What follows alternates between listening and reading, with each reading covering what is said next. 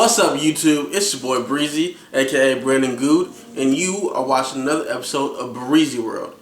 And today we got a banger video for you. We're gonna be doing a movie review over the Joker movie. But before we get into that, like I said in my last video, we're trying to get to 100 subscribers by March. So in the next 4 or 5 months, we're trying to get up to 100 subscribers. So what I need y'all to do is, if you haven't subscribed already, hit that subscribe button. For those of you who are subscribed, like, comment, participate in my comment section. Also share these videos on your social media platform, and that will really help me grow my channel and get more subscribers. So let's hop on into it. So the Joker movie, it's the origin story about the Joker, Batman's arch enemy.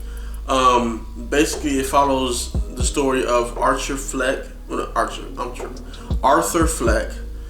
is a troubled lower income man who's dealing with a lot of mental illness and a lot of stress within his life, and it follows his dark, deep descent into madness. So the first question about this movie that comes to my mind is, being that this is an origin story of the Joker, is it better that we see the origins of what made the Joker become the Joker, or is it better we have a Joker who's mysterious and you don't know where he came from or why he's doing what he's doing? We've seen previous Jokers, such as the Heath Ledger Joker and the Jared Leto Joker, who both of which their past was mysterious. Basically, we didn't know where they came from, why they're doing what they're doing, why they became a Joker, why they want to wear makeup or do things that they're doing. If you remember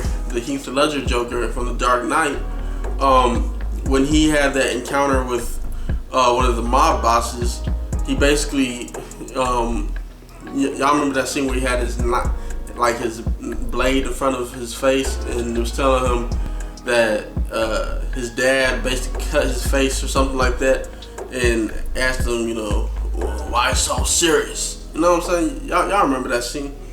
Then later on in the Dark Knight movie, there's a scene where he encounters Rachel, who was, I guess Rachel was Harvey Dent's girlfriend, and basically when he encounters her, he basically tells her that he has scars because of some encounter with his ex-wife. So really, we don't know, as far as the Heath Ledger Joker, we don't know where he came from because it was a mystery. You know what I'm saying? Whereas Arthur Fleck, we're basically following him on his journey to becoming the Joker. Now, something that's similar between Arthur Fleck and the Joker that we see in Dark Knight is that both of them are going through a similar type of psychosis. Meaning the one we see in the Joker movie, this movie, we're seeing basically we see Arthur shift between what's real and what's fake. So what's reality and what's fake. And the audience is basically watching some of his delusions in the movie as if it was actually part of his origin story. And some of the things that are going on within the movie are not really going on. They're going on within Arthur's head. So that's similar to the Heath Ledger Joker, whose origin story basically is probably either made up or he can't distinguish what's reality and what's not. So yeah, just something for y'all to think about. Is it better for the Joker to have an origin story, or is it better to to be like the Heath Ledger Joker, to where it's mysterious, like we don't know where he came from, we don't know why he's doing the things that he's doing or whatever. Me personally, I think personally, not that I didn't like this new movie. Personally, I think it adds to the mystery of the character. Like I kind of like the idea of the Joker's origin story being a mystery, because it leads it to the audience to think of, okay, why is he like this? Or why is he doing what he's doing? You know, that's just me personally. But y'all tell me what y'all think in the comment section. What y'all think? Do you like the Joker to have an origin story, or do you not? You know, or do you rather? Would you rather his origin story be mysterious? So let me know in the comment section.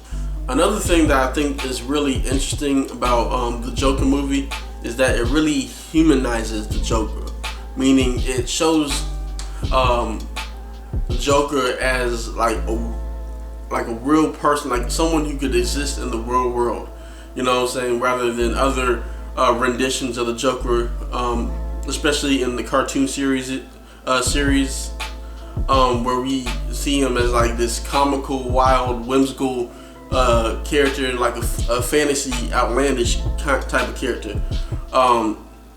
It's different from that to what we see here in the Joker movie, because Arthur, you know, that's the type of person that you could really see in the real world, and depending on the type of circumstances that play into how their life plays out, mixed in with their psychosis and whatnot. It's not it's not crazy. Well, how am I gonna phrase this?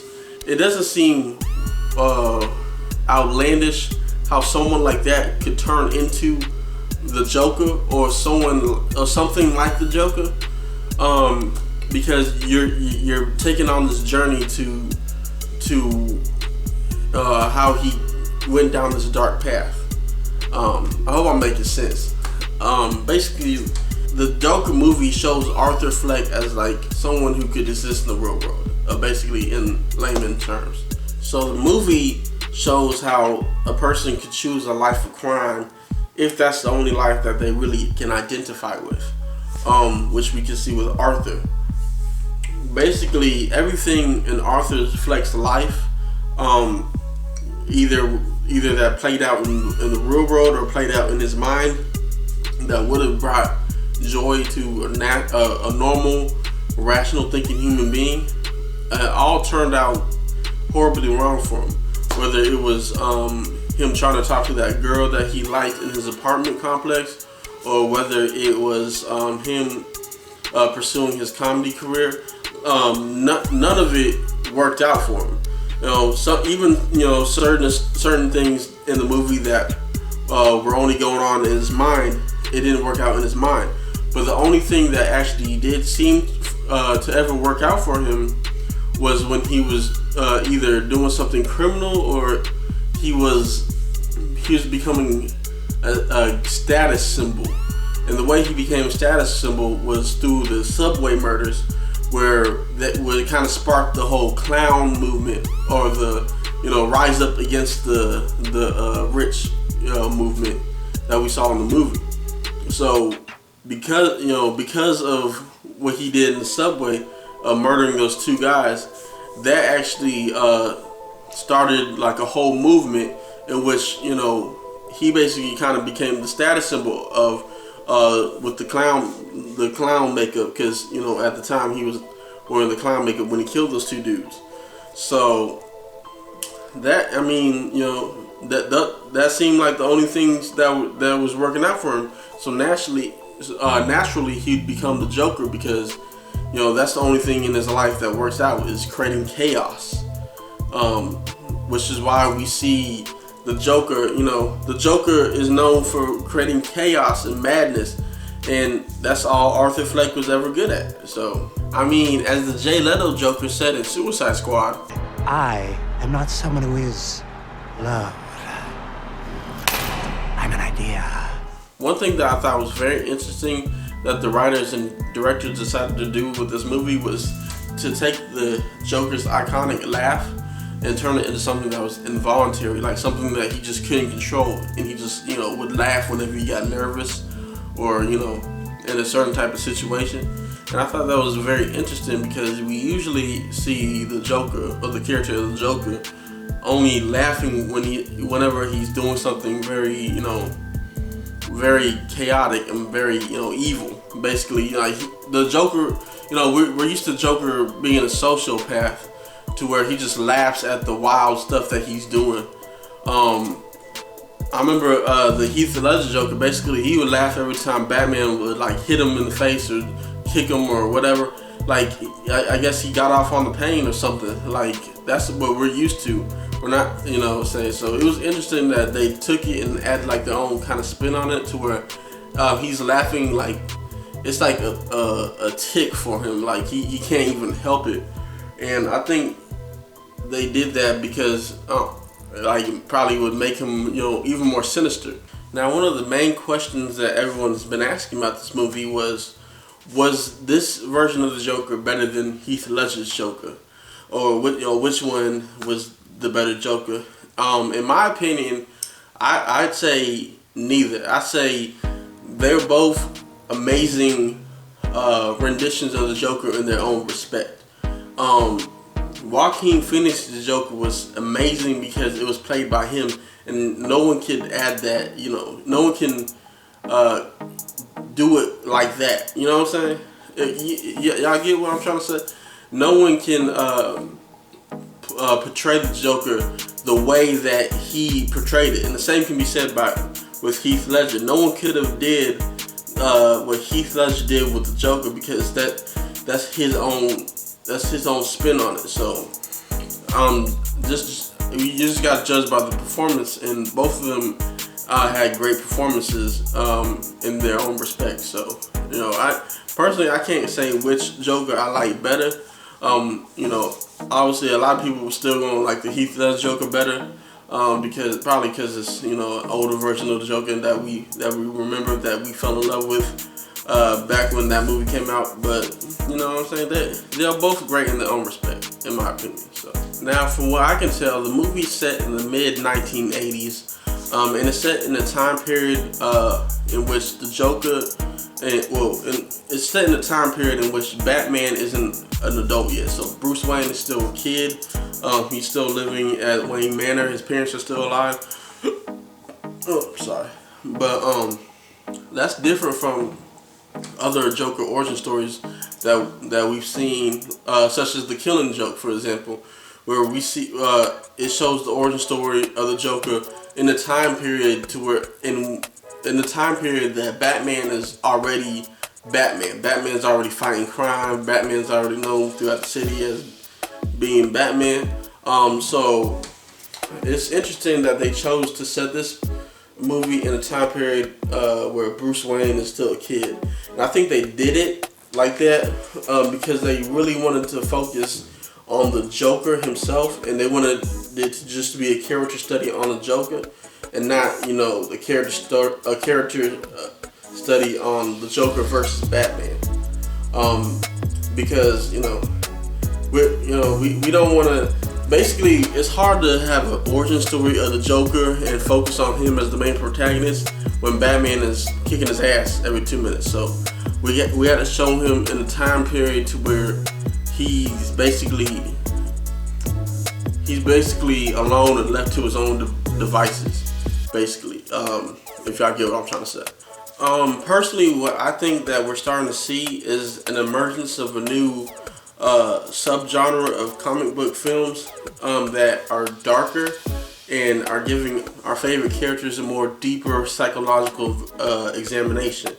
If you remember, a while ago they came out with Brightburn, which is basically like a darker version of Superman, and it basically shows the origin story of Superman, and it followed the little boy. His name was Brandon, right? And he was going through a major identity crisis because he found out later on in the film that he was actually an alien from outer space with all these superpowers, and instead of going on and becoming a hero, he just decided to attempt to destroy all human life. So I think it's great for us to look at our favorite comic book characters in a different light, and either make it darker or do something different with them, like they did with Brightburn. They turned him into a villain.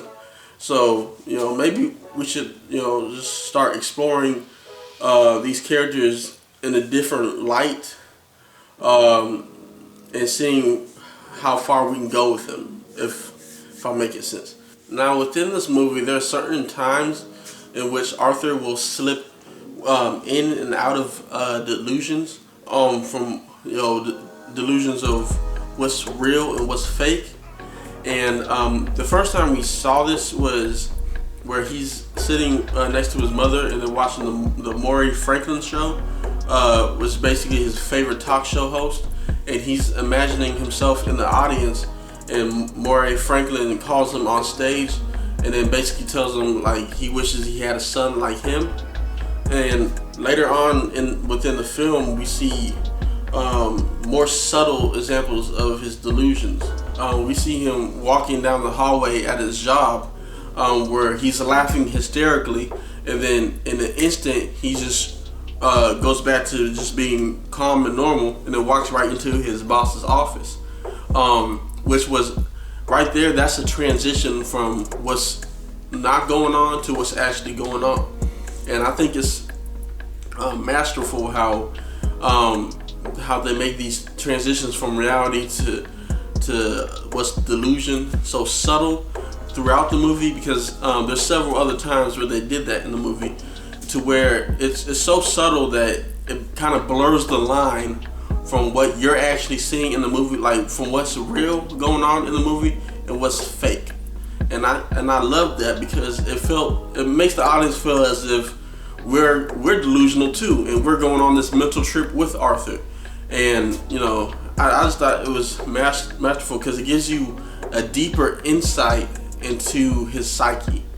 So that's what I really liked about the film. Now, the question everyone is really asking themselves is, are they going to make a sequel? Personally, I think they will, because Joaquin Phoenix has already expressed his interest in doing a sequel to the Joker movie. And here's my theory of how they're going to do the sequel. I think, because where we left off in this movie was him being captured and locked up in an insane asylum. So what I think they're going to do is he's going to get locked up for the next 10 or 15 more years, right? And then at some point he's going to meet his psychologist, who's going to be Harley Quinn. Because if you remember in the Killing Joke, and even from no, that's not the Killing Joke. I'm tripping. If you remember from Batman the animated series, the Joker's psychologist was Harleen Quinzel, who later became Harley Quinn, and basically she was assigned to him to examine his mental state and whatnot, and she ended up falling in love with him and helping him escape out of Arkham. So I think that's kind of what the direction they're going to go with this Joker movie. I think he's going to be locked up in that asylum for the next 10 or 15 more years, and then he'll finally be assigned to Harley Quinn, and she's going to be his psychologist, and she'll fall in love with him as usual and help him break out. Meanwhile, within the next 10 to 15 years, Bruce Wayne will already have grown up and became Batman. He's already out here fighting crime or whatnot, and Gotham, the city of Gotham, has gotten much, much worse by then, by the time Joker breaks out. And then Joker basically goes back to, terrorizing Gotham. So yeah, that's where I think the direction of this series is gonna go. So hopefully they make a sequel. Hopefully my theory is correct. I don't know. Y'all tell me what y'all think they're gonna do with the rest of this, or if they even gonna make one at all. But yeah, that's basically the end of this video. Thanks for watching. I'm gonna rate Joker movie a 5 out of 5. Everybody go watch it. That joint is lit. So we've come to the end of the video. Make sure you like, comment, subscribe. Like I said in the beginning of this video, we're trying to get up to 100 likes by March. So support your boy. Like, comment, subscribe, share the video on your social media platforms, Facebook, Instagram, whatever. Follow me on Facebook and Twitter. The links to those will be in the description below. And thank y'all.